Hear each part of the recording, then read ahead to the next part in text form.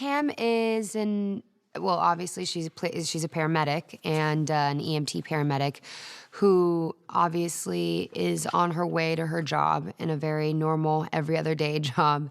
And yeah, we kind of recognize a situation through her eyes.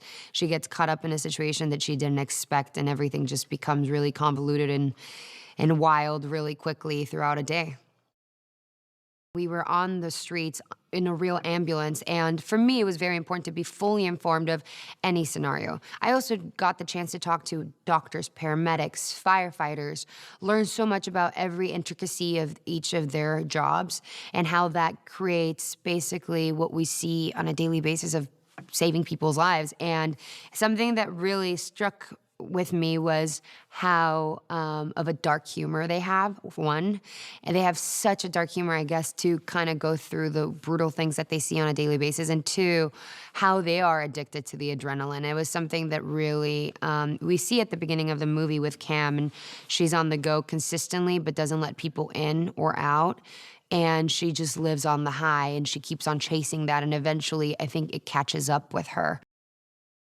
Jake and Yaya and I, we started realizing this is an opportunity to play. There's not like a rule book. It's not like, oh, I want to have this delivery this way. We would sort of say a million things and things that didn't make sense sometimes.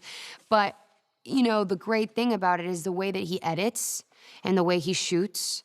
It's like his brain is going so many places, so it allows for a very colorful performance because you're sort of like throwing lines here and there. Okay, just this line really quick, and then I'm gonna wipe into the window. And so it allows a lot of cool shots with individual moments that allow you and free you as an actor. That's rare.